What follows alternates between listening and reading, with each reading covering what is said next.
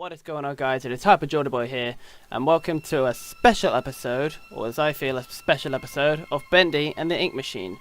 Now, if you're not aware already, I have completed the game entirely. I've completed chapters 1 all the way up to 5, and now I think it's time we actually took a look at the archives, because I've been wanting to have a look at that for a while outside of recording, but I thought there's no way that would be a good idea. So I thought, why don't we just look at it together? So that being said, let's get right into this thing. And there it is. The archives. Let's delve deep. Now essentially, archives is supposed to be bonus content. If they decide to just drop a jump scare on me, I'm not going to be happy about that. Oh, here we go. Flash our cartoonist, known as the Meatly, experimented by bringing a sketch 2D style into a 3D world, after turning the idea into a horror game. Chapter 1 was a game created in a little under a week with programmer slash friend Mike Mood and was released on February 10th in 2017. Much to their surprise, it struck a chord with global indie gamers almost overnight. The Meagley and Mike Mood decided, you know what, I'm not even going to fucking bother read this anymore because I can't even speak English right now. So I'm just going to speed read it and then just get right onto it. Wait, thrown together versions? This archive is a peek behind the scenes of the process. This could be interesting to look at. Ooh. I like this. The original Ink Machine. Before a major visual upgrade, this version of the Ink Machine was the one used in the game. Much of this machine's iconic fan-loved design was translated into the final version. And it does look good, I'll give it that. I do like it. It is an interesting concept to go by, I'll admit. And then what the hell is this? That is a very spooky Bendy. Concept Bendy. This is the first version of Bendy ever modelled.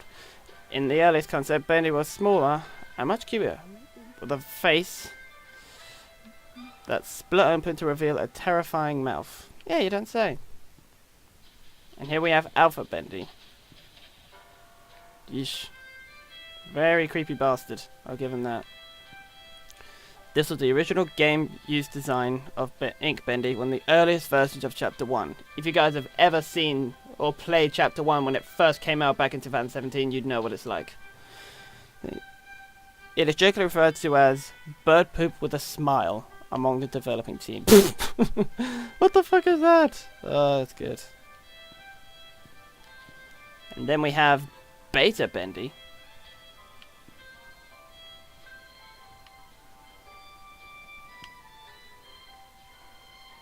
Is he breathing there, or is that just the ink waving? That's just the ink, okay.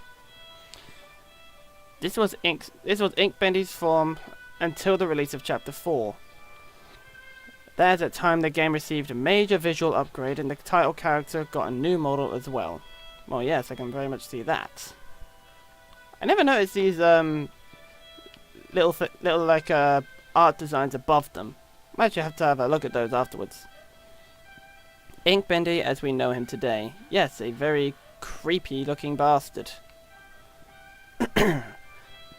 Although similar to Beta Bendy, this upgraded version was remodeled, enhanced with a higher polygon count and given new ink effects. Wow, not bad. Oh shit. Never mind. Okay, never mind indeed. Beast Bendy. Ink Bendy's horrific final form in Chapter 5 pulled away the cartoon facade and revealed the demon within. Oh yeah, you don't have to tell me twice about that. Pipers. Pipers, strikers, and what? Fishers. Pipers, strikers, and fishers. Oh, so that's their actual names. Ugh. Here was, we're thinking of just calling them random names entirely. The Beta Searcher. Oh, I remember this guy. Oh, he's a big ass mouth too. In early in development, with just a few weeks to create Chapter 2, The beta researchers were designed in record time before being fully retooled later on. They were the first fighting enemies encountered in the game in Chapter 2. In this right here we have the final searcher with a much smaller mouth, but a more angry face. The final searchers were far more robust in appearance. They were smoother than it, with better ink effects and a more human appearance. Yeah, that's true.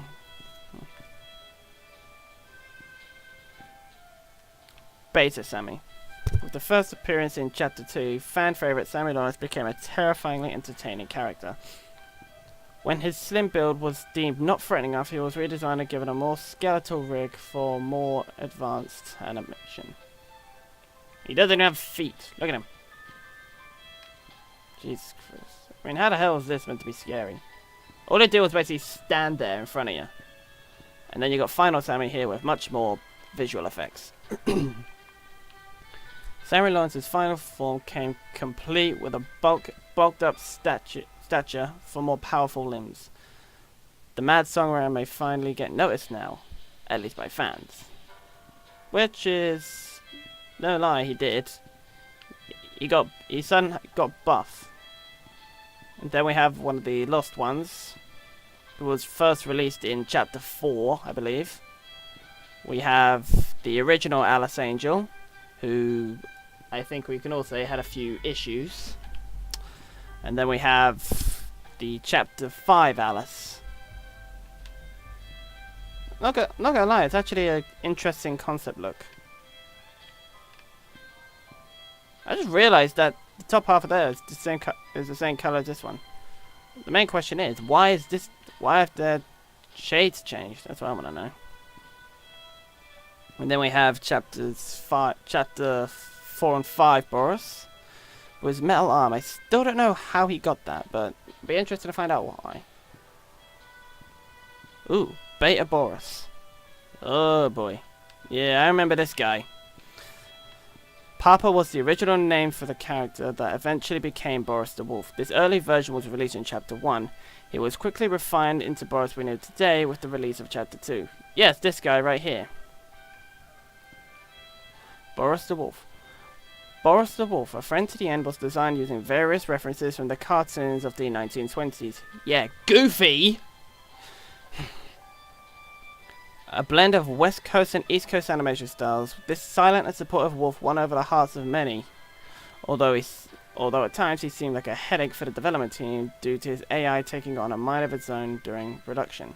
He never took on a mind of its own. If anything, his mind of its own was a coward in the fucking, in the elevator. Here we have Brute Boris. Alice Angel's monstrosity Brute Boris was one of the biggest surprises of Chapter 4. His design was roughly based on the Frankenstein monster, but with a more unfinished appearance. Alice took parts from within him and substituted things that his body is rapidly rejecting. That would explain why his, I have no idea what that is. I'm assuming that's like meant to be an inky heart of sorts. I have no clue. But it seems to the art, he was supposed to have eyes, but they just never gave him time. I think they'd make him look more scary. Then we have the Ink Demon's Throne. I have no idea what that's meant to be up there. We have the Ink Fortress. I'm assuming that's what it is. And then we have like concept designs for Alice, Mad Alice, and Good Alice. I like how that one Alice is wearing like a operating apron. That's actually pretty cool because she's the one who obviously did all the work for Beast Boris. Not Beast, Brute Boris. Kind of feel bad for Boris though. Hey, hang on, wait. Henry Stein. Once an equal business partner to Joey Drew, Henry Stein was a talented animator and character designer until leaving the company around 1930. His place at Joey Drew Studios' history was somewhat undocumented, but he is often remembered to be the true creator behind many of the studio's most memorable characters. And we have no idea who he is. Stand here? Nothing. Whoa, Jesus. The hell was that? That's part. That's actually scared the shit out of me a bit there. Find out where you belong. In the archives this whole time. This is where I belong, really? Fucking hell. So, I had no idea this Bendy existed. That'd be interesting to actually see that used in the game. Not gonna lie, that would actually be fairly entertaining. Oh look, it's oh fuck, forgotten his name already. Bertram something. Well, the question is, how the hell did he get his fucking head into that big machine, that big whirlwind thing? Oh, that thing's got bubbles on its head. That's creepy. Oh, here we go. The Butcher Gang. The Piper, the Striker, and Fisher make up the dreaded Butcher Gang. Interestingly, the ink-corrupted version of the characters were designed first and were then reverse-engineered back into the more family-friendly cartoon forms. So basically, these ones were first, and then their cartoon forms came about. I guess that makes somewhat sort of sense, I think. And then you have the giant jar of ink that would go on the back of the ink machine. I think that's about all there is for archives, guys. I'm disgusting. But yeah, I honestly thought there'd be a bit more for the archives, but I guess I was wrong. But I guess that actually ends this video already, guys. Hope you guys enjoyed this video. Like, comment, subscribe. Feel free to look out for any new videos upcoming. I do need to upload a lot more, I admit that. And oh yeah, just a small announcement. I actually have a TikTok. Yeah, I'm not sure if I should be proud of it or not, but I have more followers on there than I do on YouTube. So yeah, if you guys want to go check that out, go right ahead. I'm actually linking my YouTube into my TikTok. Trying to merge it all together, you know what I mean? But anyway, yeah, like, comment, subscribe. I'll see you guys in the next video. Adios. I'm just gonna go stand where I belong. If I can move. There we go. There we are. I'm where I belong. Just a statue in the game. Nothing more. Oh yes! I am Thanos! Oh, you know, you never really know what happened. But I had a feet, yes, I have no idea what my control was. Okay, now I know. Okay, I'm mildly glitched out, I think.